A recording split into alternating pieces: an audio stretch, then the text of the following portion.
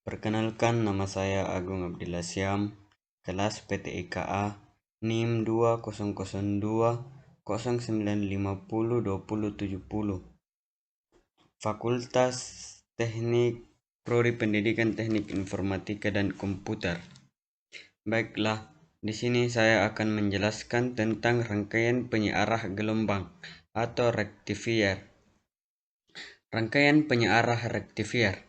Rangkaian penyearah gelombang merupakan rangkaian yang berfungsi untuk merubah arus bolak-balik alternating current atau AC menjadi arus searah direct current atau DC. Komponen elektronika yang berfungsi sebagai penyearah adalah diode, karena diode memiliki sifat hanya memperbolehkan arus listrik yang melewatinya dalam satu arah saja.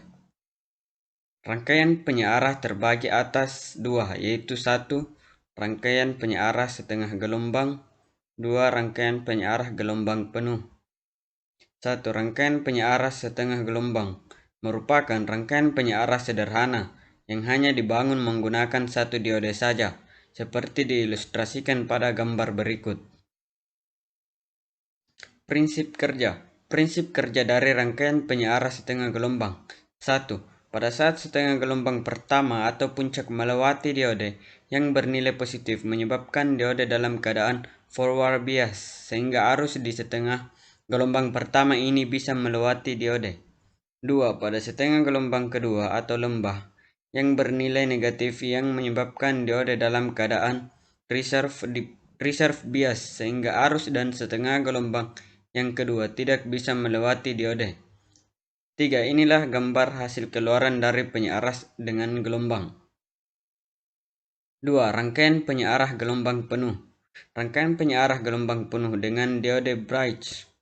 Rangkaian diode jembatan adalah rangkaian penyearah gelombang penuh yang paling populer dan paling banyak digunakan dalam rangkaian elektronika. Rangkaian diode jembatan menggunakan 4 diode sebagai penyearahnya, seperti terlihat pada gambar berikut. Prinsip kerja. Prinsip kerja dari rangkaian diode jembatan ini adalah ketika arus setengah gelombang pertama terminal AC source bagian atas bernilai positif, sehingga arus akan mengalir ke beban air load, akan melalui D2 atau forward bias, dan dari air load akan dikembalikan ke AC source melalui D3. Hal ini diperlihatkan pada ilustrasi gambar di bawah ini, di mana jalur arus yang disearahkan diberi warna merah. Sedangkan pada setengah gelombang kedua terminal AC source bagian bawah yang kini bernilai positif, sehingga arus yang mengalir ke beban air load akan melalui D4 atau forward bias, dan dari air load akan dikembalikan ke AC source melalui D1. Hal ini diperlihatkan pada ilustrasi gambar di bawah ini, di mana jalur arus yang disearahkan diberi warna merah.